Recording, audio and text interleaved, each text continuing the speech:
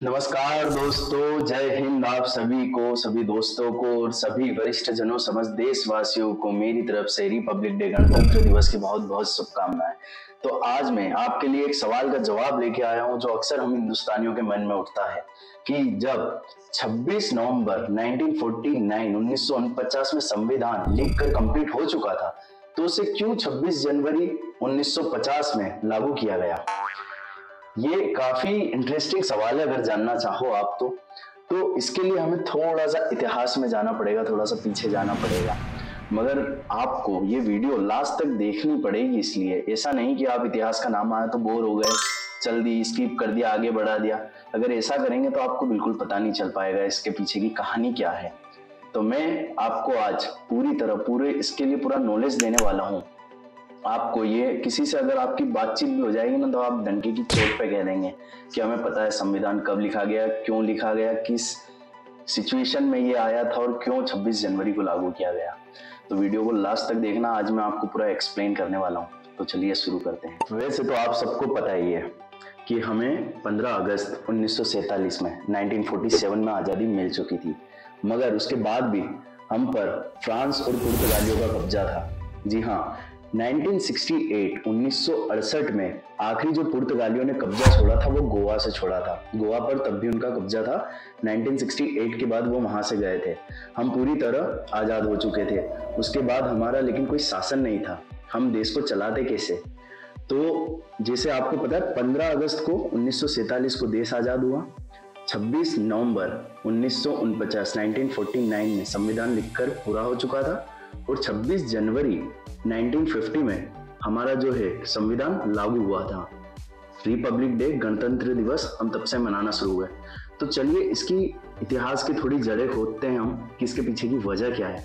आइए, तो बात है सेकेंड वर्ल्ड वॉर की। जी हाँ, इंग्लैंड बहुत त्रस्त था, बहुत ग्रसित हो चुका था और जर्मनी लगातार 15 दिनों 15 रातों तक लंदन पर बम गिराता रहा। वहां की जनता बड़ी त्रस्त हो चुकी थी।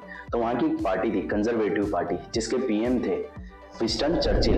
लेकिन उसके अपोजिशन में जो पार्टी थी लेबर पार्टी, जिसके लीडर थे क्लीमेंट एटली, उन्होंने भारतीयों के सामने एक ऑफर लगा कि अगर हमारी पार्टी, अगर हम शासन में आ गए तो भारत को आजाद कर देंगे।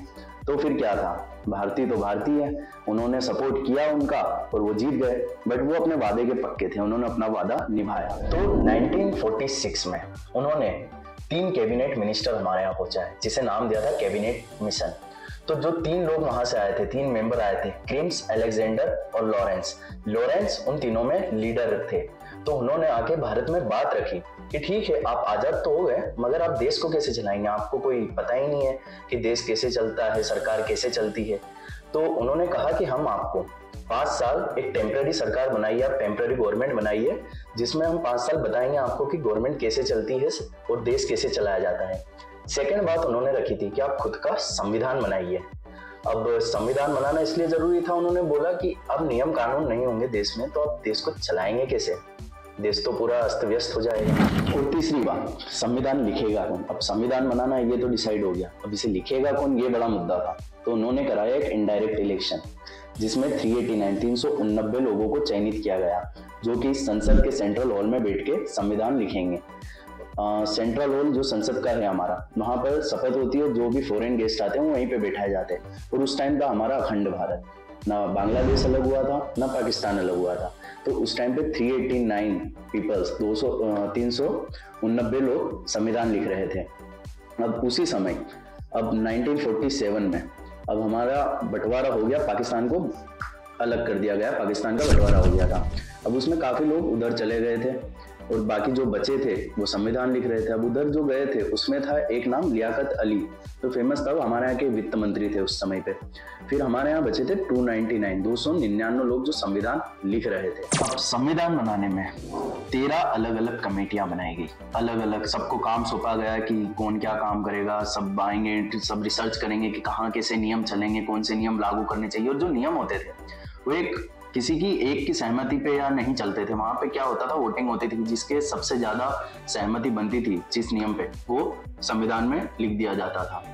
और 13 अलग अलग कमेटियों के अलग अलग काम हो चुके थे, अलग अलग काम उनको सौंप दिए गए थे, अलग अलग क्षेत्र के। मगर एक उसमें से जो मुख्य कमेटी थी वो थी प्रारूप समिति, ड्राफ्टिंग कमेटी, जिसके प्रेसिडेंट थे डॉक्टर भीमराव अंबेडकर। जी हाँ, डॉक्टर भीमराव अंबेडकर जो पूरा सबको कम्युनिकेट करते थे, सबको साथ रखते थे, कोऑर्डिनेट करते थे, क्या गलत है क्या सही है संविधान में सब बताते थे, वही पूरा संविधान का चेक करते थे। उनका पूरा कामकाज संविधान को जो एंड में जो चेकिंग का टाइम आता था, जब उसमें क्या सही गलत सब देखने का काम डॉक्टर भीमराव अंबेडकर का था। उन्हें फादर ऑफ इंडियन कॉन्स्टिट्यूशन भी कहा जाता है। अब जो संविधान सभा थी उसके 2 दिन के लिए टेम्पररी प्रेसिडेंट बने थे सच्चिदानंद सिन्हा, लेकिन उसके जो परमानेंट जो प्रेसिडेंट थे वो थे डॉक्टर राजेंद्र प्रसाद। जी हाँ, लेकिन उसमें एक नाम अहम है जो उनके सलाहकार थे, B.N. राव। जी हाँ, B.N. राव जो कि फॉरेन जो कि विदेशी संविधान को पढ़कर हमारे देश के लिए क्या जरूरी हो सकता है, क्या आगे चलकर हमारे लिए बेहतर होगा, वो संविधान छाट कर लाते थे विदेशी संविधान को पढ़कर, और हमारे संविधान में उन्होंने लागू कराया। और सबसे कमाल की बात यह है कि उन्होंने ही म्यांमार के संविधान को लिखने में हेल्प की थी। 26 नवंबर 1949 को संविधान लिखकर कंप्लीट हो चुका था।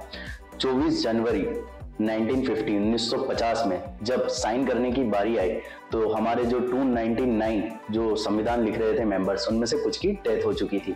तो साइन करने में 284 मेंबर्स, 284 मेंबर ही से थे जिनकी संविधान में साइन है, जिसमें से 15 महिलाएं थी। 15 महिलाएं, उस टाइम भी महिलाओं को काफी ज्यादा तवज्जो दिया गया था, उनको ऊपर रखा गया था। अब जो हमारा संविधान बना था वो था 13 kg का। जो हमारा ओरिजिनल संविधान है वो 13 kg का है, और उसमें 22 चैप्टर थे जो कि आज 25 हैं। चैप्टर्स नहीं बढ़ा गए, बस उसमें अल्फाबेट्स ABCD करके उनको कुछ बढ़ा दिया गया। वो जो आर्टिकल्स थे वो थे 395 जो कि आज है 448। उसमें भी ऐसा ही किया गया, ABCD ऐसे करके अल्फाबेट से उनको बढ़ा दिया गया। और जो अनुसूची है जो कि शेड्यूल है वो पहले था 8, आज है 12। तो संविधान कंप्लीट हो चुका था 26 नवंबर 1949 तक, 1949 तक, मगर से लागू किया 26 जनवरी 1950। ऐसा क्यों? यही तो सवाल है, गुस्सा मत करिएगा, लेकिन अब इसके लिए फिर हमें इतिहास खोदना पड़ेगा। इसे गुस्सा करने की कोई बात नहीं है, क्योंकि हमारे देश का इतिहास जानने में कैसा आलस जरूर फील करते हैं हम। तो इसे मैं बड़े ही आसान शब्दों में आपको समझा रहा हूँ। तो चलते हैं 1929 में 1929 में दिसंबर एंडिंग में जब कांग्रेस कमेटी के अध्यक्ष थे पंडित जवाहरलाल नेहरू, उनकी अध्यक्षता में एक मीटिंग हुई थी जिसमें डिसाइड किया गया था कि भैया हमको चाहिए पूर्ण स्वराज, पूरी तरह स्वराज चाहिए, हमको आजादी चाहिए। अंग्रेज माने या ना माने, हम ऐलान कर देंगे 1930 में जनवरी के एंडिंग में आखिरी संडे को कि हम आजाद हैं, हम झंडा फहरा देंगे, तिरंगा फहरा देंगे। तो ये डिसाइड हुआ 1930 में आखिरी एंडिंग जनवरी के एंडिंग संडे को, जब डेट थी 26 जनवरी। गौर से सुनिएगा, 26 जनवरी की एंडिंग थी। उस टाइम उन्होंने रावी नदी पर से ऐलान कर दिया कि हम स्वराज हैं, हम पूर्ण स्वराज, हम आजाद हैं। और ये हर साल इस त्योहार जैसे इसको मनाओ, स्वाधीनता दिवस के नाम से ये जाना जाएगा। स्वाधीनता दिवस मनाओ हर साल, और अंग्रेजों के नाम में दम पर तो हर साल जरूर जाने चाहिए। अब 26 जनवरी को हर साल मनने लगा स्वाधीनता दिवस। अब ये लगातार 20 वर्षों तक बना। इवन 1947 की आजादी के बाद भी ये 26 जनवरी 1950 में भी बना था। मगर फिर एक समस्या हो गई कि आ गया संविधान। 26 नवंबर 1949 को बन गया था हमारा संविधान। अब संविधान आ गया, अब प्रॉब्लम में आ गए सब लीडर्स के, अब क्या करें जब हम इतने सालों से संविधान तो अभी आया है, इतने सालों से हम बना रहे थे स्वाधीनता दिवस कि हम स्वाधीन है, हम पे कि हम किसी के अधीन नहीं है, हम फ्री हैं। अब अचानक से जो कह रहे थे हम फ्री हैं, स्वाधीनता दिवस जो बना रहे थे कि हम किसी के अधीन नहीं है, सेलिब्रेट कर रहे थे 20 सालों से, अब अचानक से कैसे संविधान आ गया कि भैया आप किसी के स्वाधीन नहीं हो, आप हमारे अधीन हो। अब आपको नियम कानून में चलना होगा। अब इलेक्शन होंगे इंडिया में, अब पब्लिक वोटिंग करके डिसाइड करेगी कि सरकार कौन चलाएगा, और हर चीज रूल्स एंड रेगुलेशन नियम के अंदर होगी। तो अब अचानक से संविधान के आने से अब स्वाधीनता दिवस तो मिट नहीं सकता, क्योंकि अब 20 वर्षों से किसी चीज को सेलिब्रेट किया जा रहा है।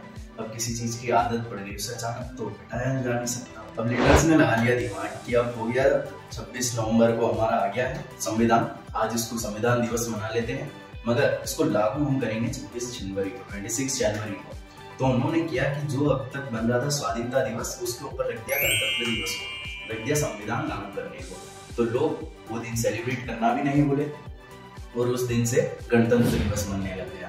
तो हमारा जो ये संविधान लागू हुआ था, ये इस वजह से 2 महीने लेट लागू हुआ था क्योंकि हमें स्वाधीनता दिवस को भुलाना था, क्योंकि अब हम संविधान के अधीन हो चुके थे। तो 26 को नवंबर को हमारा संविधान आया, तो 26 जनवरी 1950 को ये लागू हुआ। तो हो गया कि भैया 15 अगस्त को हम 1947 में 1947 में आजाद हुए। 14 अगस्त को पाकिस्तान का बंटवारा हुआ, पाकिस्तान अलग हुआ, पाकिस्तान का जन्म हुआ, तो अखंड थे हमेशा से। और 26 नवंबर 1949, 26 नवंबर 1949 को आया था हमारा संविधान, और 26 जनवरी 1950 को संविधान लागू हुआ था। रिपब्लिक डे हम तब से मनाने लगे। अब रिपब्लिक डे वाले दिन हमारे यहाँ होती है परेड, और होती है बिल्कुल ही वेपन्स को, जो डिफेंस वेपन्स होता है, अलग अलग तरह के जो हथियार होते हैं उनकी प्रदर्शनी। एक हिसाब से हम करते हैं शक्ति प्रदर्शन, क्योंकि उस टाइम पे हमारे यहाँ हम संबंध सुधारने के लिए फॉरेन कंट्रीज को भी इनवाइट करते हैं, जो उनके लीडर्स होते हैं जिनसे हमें संबंध सुधारने होते हैं, जिनसे हमें फायदा होगा आगे के लिए। तो उनको दिखाते हैं, बिल्कुल हम उनको दिखाते हैं कि भैया हमें मजबूत शक्ति प्रदर्शन करके कि हम भी कम नहीं है। उसके बाद हमारे यहाँ जो प्राइम मिनिस्टर वहाँ पर होते हैं, उसके बाद होते हैं हमारे जो राष्ट्रपति होते हैं, वो वहाँ पर होते हैं, राष्ट्रपति झंडा वंदन करते हैं। तो तीनों सेनाओं के जो प्रमुख होते हैं वहाँ पर होते हैं, जल थल वायु सेना के। उसके बाद ये पूरा वहाँ पर प्रोग्राम चलता है, और अलग अलग तरह के नृत्य हमारे कल्चर को शो करते हैं पूरे हिंदुस्तान से, कि हमारे यहाँ के कल्चर जो है वहाँ पर उनकी प्रदर्शनी होती है, सब डांस नृत्य वगैरह सब होते हैं। तो ये थी पूरी डिटेल, पूरा नॉलेज मैंने आपको दे दिया। अभी आपकी जिम्मेदारी है भारत का नागरिक होने के नाते कि आप इस वीडियो को शेयर करें अपने परिजनों से, अपने दोस्तों से, ताकि उनको भी पता चले हमारा इतिहास क्या है, कि हमारा रिपब्लिक डे हम क्यों मना रहे हैं। और यहाँ तक आना है तो वीडियो को आपको लाइक करना पड़ेगा, क्योंकि आपने यहाँ तक देखी, मतलब आपको पसंद तो आ गई। चैनल सब्सक्राइब जरूर कर दीजिएगा। और आप सभी को गणतंत्र दिवस की एक बार फिर से सभी देशवासियों को मेरी तरफ से बहुत बहुत शुभकामनाएं। और एक चीज का ध्यान रखें कि गणतंत्र दिवस आ रहा है, एक दिन की भक्ति ना करें। अब झंडे खरीद कर, आप तिरंगा खरीद कर सड़कों पर ना फेंके, कहीं भी ऐसी जगह ना लगाएं जहां उसका अपमान हो, वरना ऐसा ना हो कि आप उस दिन भक्ति दिखा लें, सड़कों पर झंडे पड़े और हमारे सफाई करने वाले कर्मचारी अगले दिन उनको संभालते फिरने उठाते थे। तो फिर मैं अर्षित सिंह चौहान मिलता हूँ आपसे अगली वीडियो में एक नए टॉपिक के साथ। धन्यवाद। जय हिंद, जय भारत।